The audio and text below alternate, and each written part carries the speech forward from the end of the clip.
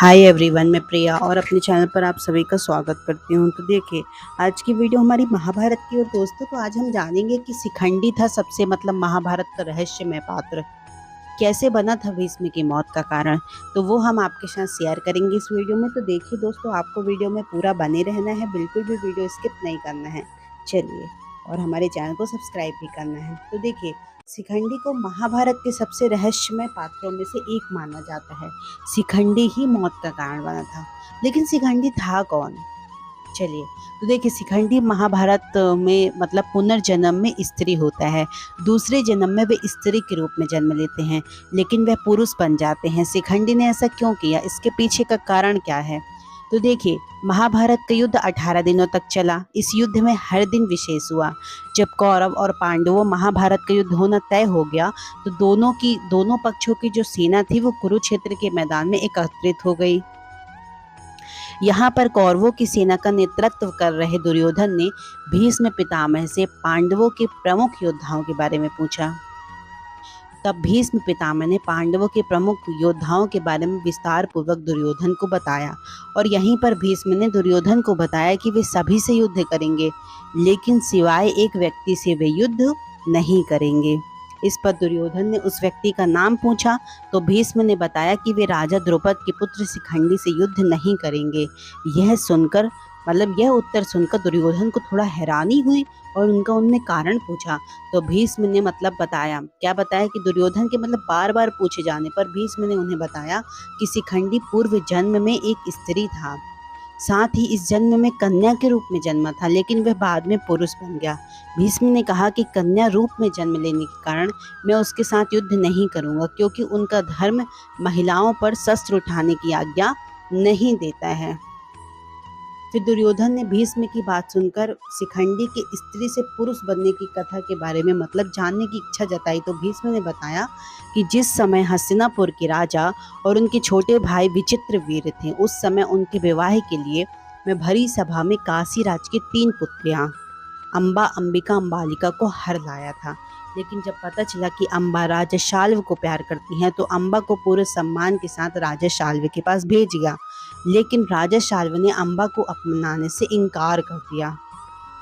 फिर क्या हुआ? इतनी पूरी घटना होने के बाद अम्बा को ऐसा लगता है कि राजा द्वारा उससे ना अपनाने के पीछे सबसे बड़ी जो वजह थी वो भीष्म ही थे। उनका कहना ये था कि भीष्म के कारण ही उनका जीवन बर्बाद हुआ है। इसलिए अम्बा ने भीष्म से बदला लेने का प्रण किया। यह बात जब अम्बा ने नाना राजर्षि होत्रवाहन को पता चला, तो उन्होंने अम्बा को परशुराम से मिलने को कहा। अम्बा ने अपने साथ हुई पूरी घटना की जानकारी परशुराम को बताई। तो परशुराम जी ने भीष्म से अम्बा से विवाह करने के लिए कहा, लेकिन भीष्म ने ऐसा कहने से इनकार कर दिया। इस पर परशुराम को क्रोध आ जाता है और भीष्म को युद्ध के लिए ललकारते हैं। तो दोनों के बीच 23 दिन तक युद्ध भी चलता है और परिणाम नहीं निकलता है। 24वें दिन भीष्म ने महाभयंकर पैशोपात्र अस्त्र का प्रहार परशुराम पर करना चाहा, जो आकाश में उपस्थित नारद मुनि ने मुझे ऐसा करने से रोक दिया। तब भीष्म ने तीर को धनुष पर से उतार दिया। तब परशुराम ने पराजय को स्वीकार कर लिया। युद्ध समाप्त होने के बाद अम्बा भीष्म के सर्वनाश के लिए यमुना किनारे तप करने लगी। तप करते करते उसने अपने शरीर त्याग दिया। अम्बा ने अगले जन्म में वत्स देश के राजा के यहाँ कन्या के रूप में जन्म लिया। अम्बा अपने पूरे जन्म के बारे में जानती थी, इसलिए भीष्म से बदला लेने के लिए वह पुनः तप करना शुरू कर देती है। इस पर उसके तप से भगवान शिव प्रसन्न होकर उससे वरदान मांगने को कहते हैं। तब अम्बा भीष्म की पराजय का वरदान मांगती है। भगवान शिव उन्हें मनचाहा वरदान देते हैं, लेकिन वे कहते हैं कि प्रभु, कन्या होकर भीष्म को मैं कैसे पराजित कर सकती हूँ। इस पर भगवान शिव कहते हैं कि अम्बा, तुम अगले जन्म में पुनः एक स्त्री के रूप में जन्म लोगी, लेकिन युवा होने पर तुम पुरुष बन जाओगी और भीष्म की मृत्यु का कारण बनोगी। ऐसा वरदान मिलने पर उस कन्या ने एक चिता बनाई और भीष्म का वध करने के लिए अग्नि में प्रवेश कर गई।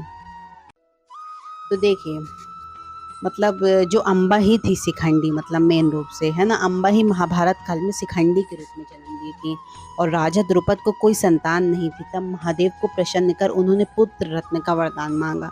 तब महादेव ने राजा से कहा कि तुम्हारे यहाँ एक कन्या का जन्म होगा, जो बाद में पुरुष बन जाएगी। समय आने पर द्रुपद ने पत्नी को एक कन्या को जन्म दिया। भगवान शिव के वरदान का स्मरण करते हुए द्रुपद ने सभी को यही बताया कि उनके यहाँ पुत्र का जन्म हुआ। युवा होने पर रानी ने राजा द्रुपद से कहा कि महादेव का वरदान कभी निष्फल नहीं हो सकता, इसलिए इसका विवाह किसी कन्या से कर देना चाहिए। रानी की बात मानकर राजा द्रुपद ने मतलब हिरण्यवर्मा की कन्या से शिखंडी से उसका विवाह करवा दिया। फिर क्या होता है, जब वहाँ की पुत्री को पता चला कि उनका विवाह खुद एक स्त्री से हुआ है, तो यह बात अपने पिता को बताई। यह जानकर राजा को बहुत क्रोध आया और उसने राजा द्रुपद को संदेश भिजवाया कि यह बात सत्य हुई तो मैं तुम्हारे कुटुंब और राज्य सहित सभी को नष्ट कर दूंगा। राजा द्रुपद ने जो हिरण्यवर्मा को समझाने का बहुत प्रयास किया, लेकिन उसने सभी अपने साथी राजाओं के साथ मिलकर पांचाल देश पर आक्रमण कर दिया। शिखंडी को जब आक्रमण की बात पता चली तो बहुत घबरा गई और उसने अपने प्राण त्यागने के लिए इच्छा से वन में कूच कर गई।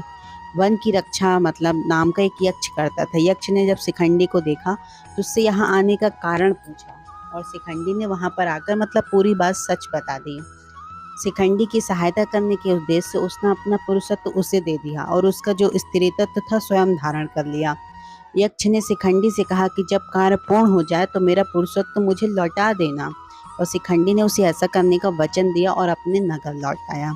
शिखंडी को पुरुष रूप में देखकर राजा द्रुपद बहुत प्रसन्न हुए और राजा हिरण्यवर्मा ने शिखंडी के रूप में पुरुष रूप की परीक्षा ली और शिखंडी को पुरुष जानकर वे बहुत प्रसन्न हुए। फिर क्या होता है कि उधर एक दिन यक्षराज कुबेर घूमते घूमते स्थूलाकर्ण के पास पहुंचे, लेकिन वह यक्ष उनका अभिवादन करना भूल गया। तब कुबेर ने अन्य यक्षों से उनका आने का कारण पूछा। तो उन्होंने पूरी बात यक्षराज को बता दी और कहा कि इस समय स्थूलाकर्ण स्त्री रूप में है, इसलिए संकोचवश वह आपके सामने नहीं आ रहा है। पूरी बात जानकर यक्षराज कुबेर बहुत क्रोधित हुए और उन्होंने उसको श्राप दे दिया कि अब उसे इसी रूप में रहना होगा। तब स्थूलाकर्ण क्षमा मांगने पर यक्षराज ने कहा कि शिखंडी की मृत्यु के बाद तुम्हें तुम्हारा पुरुष रूप पुनः मिल जाएगा। उधर जब शिखंडी का कार्य सिद्ध हो गया तो वह वन में के पास पहुंचा। तब स्थूलाकर्ण ने शिखंडी को पूरी बात बता दी। यह जानकर शिखंडी को बहुत प्रसन्नता हुई और महाभारत युद्ध की समाप्ति के बाद जब दुर्योधन ने मरणासन्न अवस्था में अश्वत्थामा को अपना सेनापति बनाया था, तब महादेव की तलवार से अश्वत्थामा ने सोते हुई अवस्था में शिखंडी का वध कर दिया था। तो देखिए, भीष्म द्वारा बड़े पैमाने पर पांडवों की सेना को मार देने से घबराए पांडव पक्ष में भय फैल जाता है।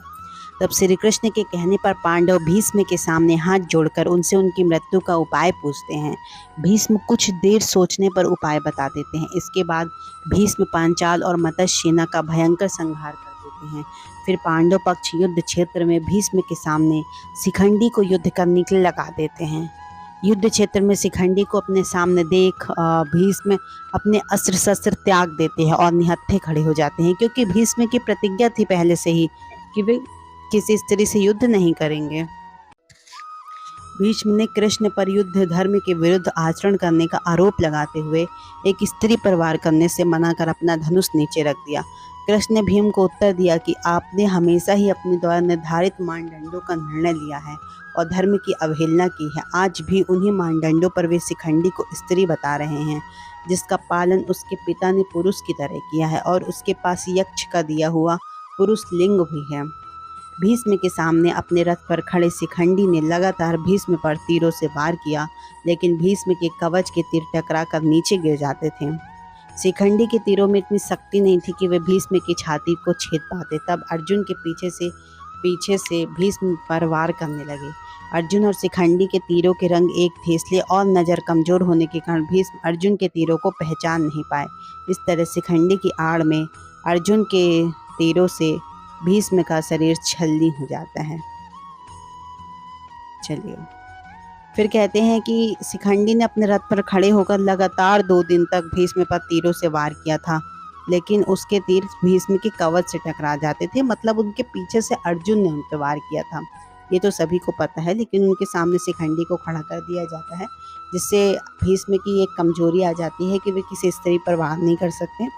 चलिए, तो हमने आपको बताया कि कैसे महाभारत में मतलब शिखंडी कौन थी। तो देखिए, जो अम्बा थी वही शिखंडी ने दूसरे जन्म में स्त्री के रूप में जन्म लिया था और वही भीष्म की मौत का कारण बनी थी। आई होप आपको वीडियो बहुत पसंद आया होगा दोस्तों। तो हमारी वीडियो को ज़्यादा से ज़्यादा लोगों तक शेयर करें और हमारे चैनल को सब्सक्राइब भी करें दोस्तों। Thank you so much. जय श्री कृष्ण।